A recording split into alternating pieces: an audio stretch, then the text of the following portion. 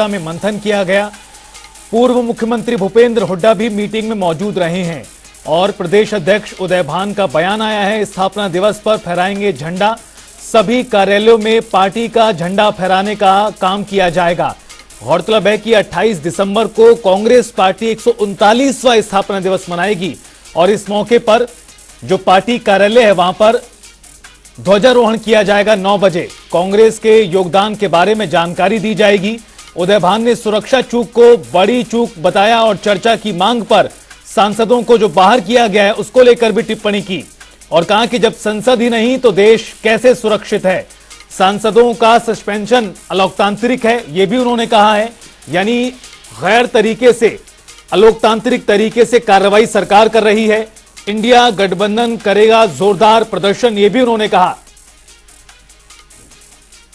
और चंडीगढ़ से हमारे वरिष्ठ सहयोगी पवन सिंह हमारे साथ जुड़ गए हैं ज्यादा जानकारी के साथ। पवन, बड़ी बैठक कांग्रेस पार्टी की हुई है स्थापना दिवस के मौके पर और उदय भान ने न सिर्फ स्थापना दिवस के मद्देनजर बल्कि अन्य मुद्दों को लेकर भी बयान दिया है। जी बिल्कुल, हरियाणा कांग्रेस की आज चंडीगढ़ में एक महत्वपूर्ण बैठक हुई है। इस बैठक में हरियाणा कांग्रेस के अध्यक्ष उदय भान और पूर्व मुख्यमंत्री और नेता विपक्ष भूपेंद्र सिंह हुड्डा मौजूद रहे हैं। साथ ही साथ कांग्रेस के डेलीगेट जो बनाए गए थे वो इस बैठक में पहुंचे थे और विधायक भी इस बैठक में शामिल हुए थे। इस बैठक में कार्यक्रम तय किए गए हैं। 28 दिसंबर को कांग्रेस पार्टी अपना 139वां स्थापना दिवस मनाने जा रही है और इसी के चलते जो वो हर जगह पर यानी ब्लॉक स्तर पर, जिला स्तर पर पार्टी का झंडा फहराने और लोगों को कांग्रेस की विचारधारा से अवगत करवाने को लेकर एक कार्यक्रम की रूपरेखा बनी है।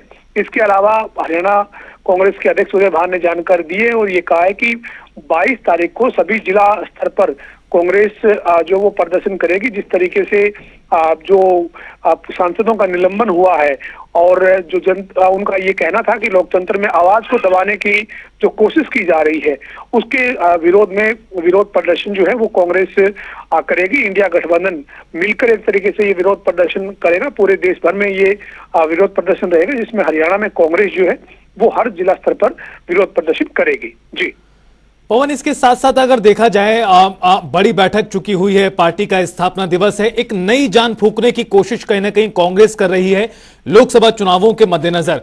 इसमें कांग्रेस पार्टी एकजुट रह पाए स्थानीय स्तर पर, हरियाणा स्तर पर, इसको लेकर क्या किसी प्रकार का मंथन किया गया, चर्चा की गई हो?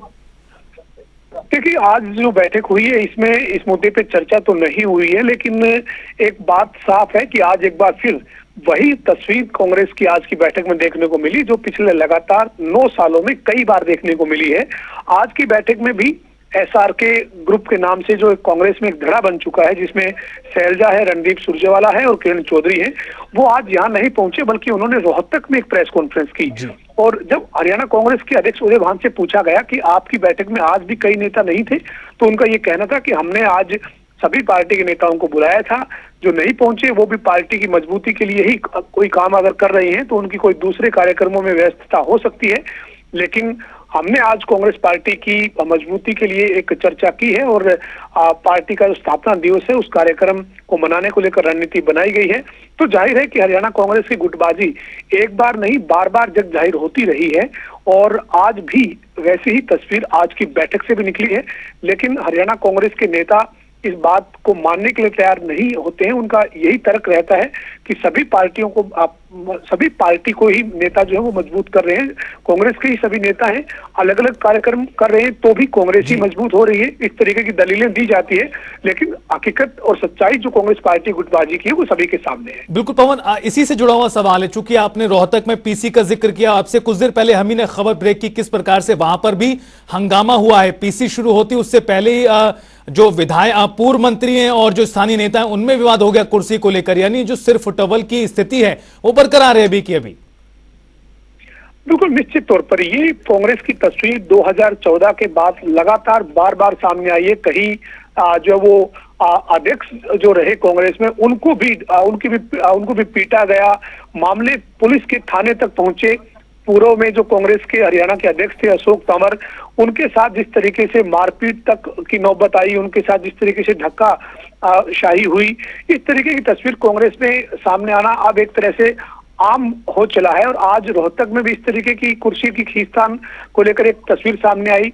दूसरी तस्वीर चंडीगढ़ की थी, जहां पर तमाम बड़े नेताओं को बैठक में बुलाया गया, लेकिन इसके बाद भी बड़े नेता दूसरे शहर में प्रेस कॉन्फ्रेंस कर रहे थे। प्रेस कॉन्फ्रेंस अगर यहाँ चंडीगढ़ में संयुक्त भी हो सकती थी, या आज जो बैठक चंडीगढ़ में हो रही थी वो संयुक्त तौर पर रोहतक में भी हो सकती थी। ऐसी कई सवाल हैं जिनका जवाब कांग्रेस के नेता देना नहीं चाहते, और ऐसी ही स्थिति जो है वो लगातार सामने आती है। आज जनता टीवी ने हरियाणा कांग्रेस के अध्यक्ष उदय भान से जब इस सवाल का जवाब किया, तो उन्होंने भी जवाब को एक तरीके से देने की बजाय सवाल को टालते हुए यही कहा कि कांग्रेस पार्टी को सभी नेता अलग अलग कार्यक्रमों के माध्यम से मजबूत कर रहे हैं। कांग्रेस हरियाणा में कितनी मजबूत है ये 2024 में साफ होगा, जब हरियाणा में लोकसभा का चुनाव कांग्रेस पार्टी 10 सीटों पे लड़ेगी। उसके बाद इसी साल हरियाणा में तय समय पर अगर चुनाव होता है तो विधानसभा का भी चुनाव है 2024 में, उसमें जो नतीजे होंगे वो साफ करेगी कांग्रेस की एकजुटता किस कदर रहती है। बहुत बहुत शुक्रिया पवन, तमाम जानकारी विस्तार से देने के लिए। तो आपको बता दें कि क्या कुछ रूपरेखा है कार्यक्रम की आगामी बड़े दिनों को लेकर, उसको लेकर रूपरेखा यहां तैयार की गई है। कांग्रेस की महत्वपूर्ण बैठक में सभी कार्यालयों में पार्टी का झंडा भी फहराया जाएगा। 28 दिसंबर को सुबह 9 बजे ध्वजारोहण का कार्यक्रम होगा।